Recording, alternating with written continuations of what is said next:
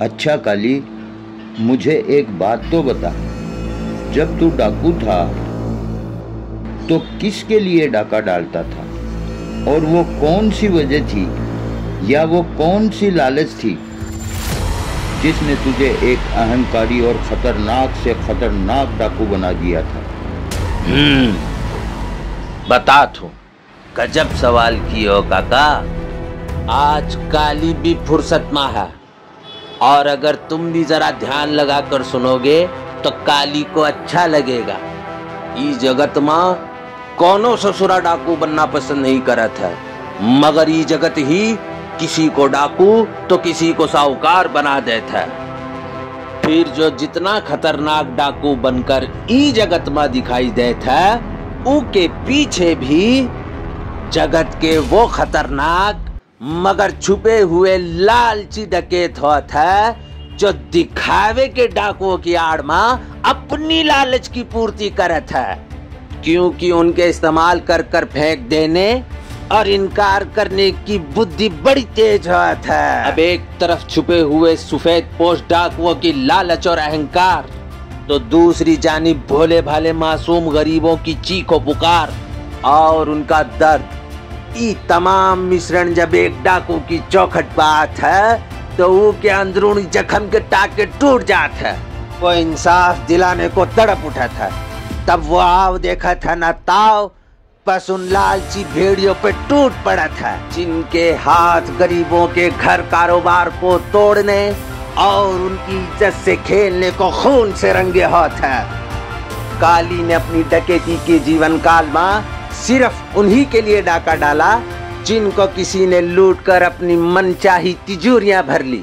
तो काली ने भी उन्हीं तिजोरियों को लूटकर अपने और अपने जानवरों के गुजारे जितना माल रखकर बाकी का सारा माल उन्हीं को बांट दिया जिसके जो हकदार थे। इसके अलावा काली ने कभी किसी नारी की इज्जत पर आंच नहीं आने दी, ना ही किसी गरीब को भूख से मरने दिया।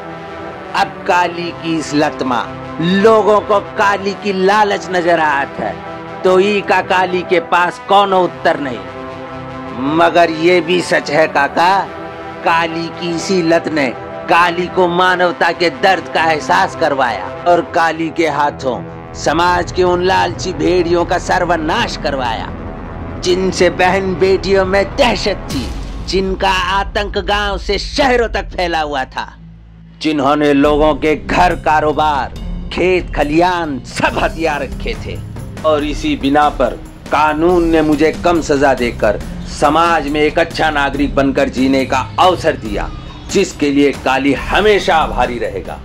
सिर्फ तू ही नहीं काली, इस फैसले का हर वो शख्स आभारी रहेगा जो समाज में मानवता की जड़ों की मजबूती चाहता है।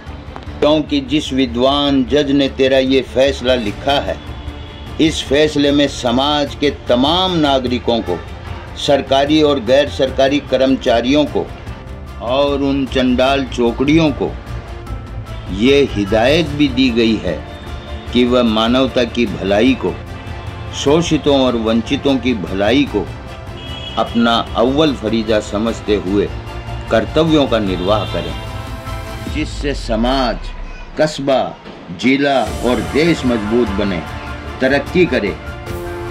अन्यथा कानून के हाथ बड़े लंबे होते हैं। ये बात है तो काका, तू मेरा भी घर संसार बसवा दे, मैं हमेशा तेरा आभारी रहूंगा। अरे मेरे काली राजा, तू क्यों चिंता करता है? कल ही तेरा ये काका अपनी कार्रवाई में लग जाएगा और तू तेरी शादी की बस तैयारी कर। 3 महीने में तेरी शादी न करवा दूं तो कहना। क्या बात है मेरे काका की। तो ले फिर तू भी सुन ले काका, काली मंडप के सामने उतरेगा और अपने काका के कांधे पर बैठकर मंडप में प्रवेश करेगा। बता कैसी रही काका? लाजवाब, बेहतरीन। तो फिर चलो।